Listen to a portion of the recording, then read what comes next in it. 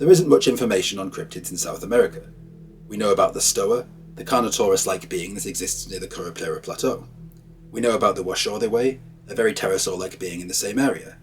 We know about Captain Pfleng and the alleged Colombian Nessie, and we also know about the Siguanaba, but many others are obscure. One in particular that's unjustifiably obscure is the Minhocão, and it should be anything but obscure. The Minhocão is a gigantic worm reported from Brazil, and indeed from several other nearby countries too. Some people describe it as a fish in the sense that it looks, and rather behaves, like a very large lungfish. However, because of its tunnelling, it's universally regarded as being worm-like too, even to those who point out it can move in water. And I say very large because according to some accounts, it's reputed to grow up to 150 inches in length and 15 in width, and the furrows it creates from burrowing are described as around 10 inches wide. In terms of how it travels around, it's said to slither around on land and to be able to swim in water, including underwater. In fact, it's often seen close to riverbanks and often said to have burrows beside them. But its main way of getting about, as I may have just said, is mainly by burrowing. Not only do we know this because it's how it seems to be most comfortable, but because this burrowing, due to its size and land subsidence, creates huge damage to anything in its wake. The famed cryptozoologist Bernard Heuvelmans described this as overturning trees like blades of grass, shifting the courses of rivers and turning dry land into fathomless marshes through its all-encompassing tunnelling. Once again, it's very fish-like, because it's amphibious, can move in water and wallow through mud, but many things are worm-like too. Noticeably, it burrows, comes to the surface when it hears rain pattering, creates furrows and slithers on land. In terms of its appearance, it's said to have black skin as hard as pine tree bark, which indeed is hard, because it's covered by scales, as well as a pig-like snout and horns on its head. But get this, it's able to undulate and move those horns a bit like a snail, which in turn suggests it's something definitely worm or fish-like, since many fish have protuberances or horns that can do this too. It also has a very visible mouth, which it can definitely put to good use. The way it hunts, it's said, is that it doesn't just rise to the surface of the water, but in the words of one account, causes animals to disappear by seizing them by the belly. In other words, this worm-like creature definitely has fish-like characteristics, because it can move underwater, swim, lives by rivers and is an ambush predator.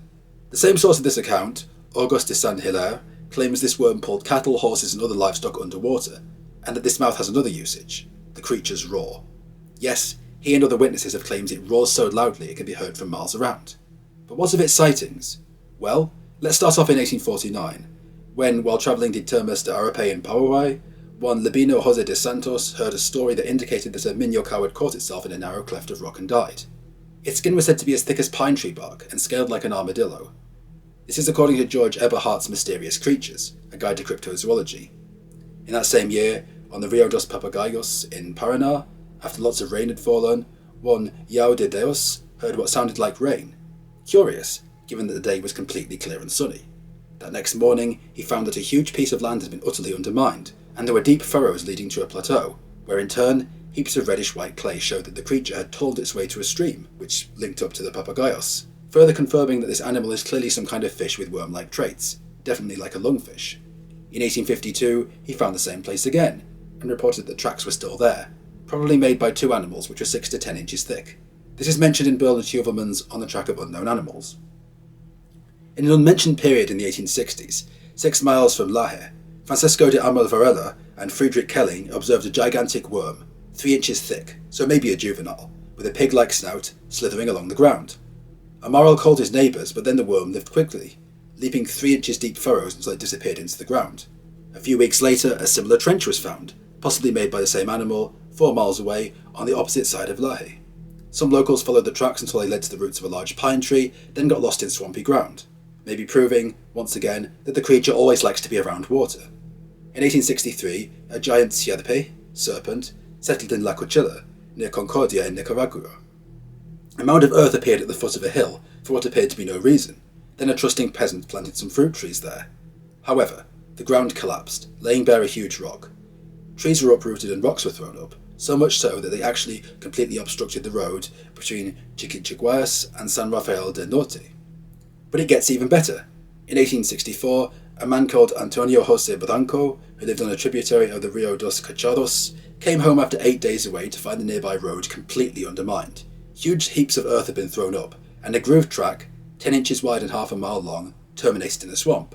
The tunnel had been so profligate that it changed the course of a stream and even knocked down several pine trees. The track was said to be still visible in 1877, attracting hundreds of people, though unfortunately It doesn't seem anyone took any photos or documented any proof, but so many witnesses are proof in and of themselves. In February 1868, while travelling to Concordia, a man called Paulino Montenegro heard stories of a giant snake in La Cuchilla, then saw tracks, only 3 days old, of 2 animals, one of which had actually crashed into an oak tree and then retreated. One tunnelled into a pool, while the other dug across stony ground, then went into the same pool. In 1899, an American soldier in Cuba wrote to his family, claiming a Cuban scout had told him about a scaly, 3-inch wide, hog-snouted animal that burrowed, which lived near courses of water in the jungly mountains on the east of the island. Also in 1899, back in Argentina, a government official named Florencio de Basildua documented claims of semi-amphibious monsters called the Minhocão, living close to Santo Tomé, close to the Brazilian border, which he described as a great amphibian monster whose lair was in a deep pool, close to his post. He believed it to be a hippopotamus, which the Brazilians living on its shore called Minhocão, because they had seen it swim in the river and graze on its shores, assuring that it was not danta, anta, or glambicita, common in the area, and it was not similar to any other animal that lives in those regions. In the 20th century, such stories died out somewhat, but never stopped. In fact, Bernard Heuvelmans believed that Lieutenant Colonel Sir Percy Fawcett might have been referring to the Minhocão when he wrote, "They took care of another monster, fish or beaver, which can, in a single night, tear out a huge section of the riverbank." The Indians report that the tracks of some gigantic animal in the swamps bordering the river have been found, but allege that it has never been seen. And indeed, in the 50s and 60s, Japanese cryptozoologist Sanakichi Tatsuo, who had lived in Brazil from 1955 to 1962, reported during his stay that a creature called the Minhocão appeared in the Rio São Francisco area, describing it as an 8-metre-long creature that, bizarrely, clambers into boats passing through the river, using alleged forelimb fins, smiles at the passengers with a human-like face, then jumps back into the water. I'm not sure why his version of the Minhocão is basically the fishy equivalent of a troll, but either way, it's credible. Which brings me to my conclusion. What is the Minhocão? I personally believe it to be real. So many people are seeing it, and so many people have had encounters associated with it, that I believe it has to be something. But what could it be? The scientist Auguste de Saint-Hilaire theorised it could be some kind of giant species of Lepidosiran lungfish, and indeed, Lepidosiran is an elongated animal, resembling an eel or even a worm, and very crucially, does have a pig-like snout. Furthermore, its pectoral fins could resemble horns. In addition, very crucially, Lepidosiran and some species of African lungfish can bury themselves at the bottom of ponds or riverbeds until the start of the rainy season, so it isn't inconceivable that a giant one could not only survive out of water like a worm, but slither and burrow like a worm. In addition, some species of lungfish do have scales. Some have also suggested it could be some kind of freshwater Sirenian, like a manatee, but evidence for that is scant.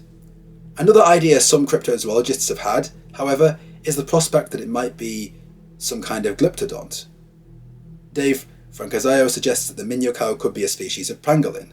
The problem is that pangolin are not known to have been scaled or armoured, and they are now thought to have been serpentine, as well as having burrowed and swam though, so that is a possibility. And re the suggestion that it's a glyptodont, the glyptodont were huge, wide, armoured and had shell-like coverings over their bodies like that of a turtle, and famed cryptozoologist Dr. Carl Schucker has fiercely slammed this notion, claiming anything less serpentine than a glyptodont would be hard to imagine. Furthermore, how could glyptodonts have burrowed?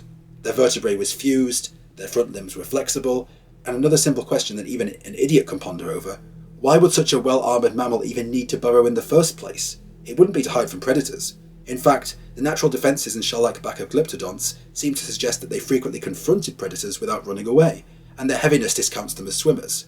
And we have to remember that many fish and worms are sensitive to anything they perceive as threats and will swim away quickly or tunnel away quickly, and the Minhocão is very sensitive to anything it perceives as a threat, and immediately swims or tunnels away, which is very unglyptodont-like behaviour. But what do you guys think? Do you think it's real? Do you think it's a misconception or a hoax? I definitely think it's a lungfish with worm-like characteristics, because it's not too far-fetched. We've found giant snakes before, giant serpents before, the Komodo dragon is fascinating and terrifying in and of itself, but I love hearing what you lot think. And furthermore, do you have any stories of the Minhocão? Have any of you seen it? Do you know where it is? Do any of your relatives or friends have tales? Please, post those in the comments. They always start off amazing exchanges. My video on the Beast of Busco actually had someone chime in who had seen giant turtles before, and I recently got an email from someone suggesting they may have had a fascinating dinosaur encounter, which I hope to publish soon. As always, I hope to see you in the next one.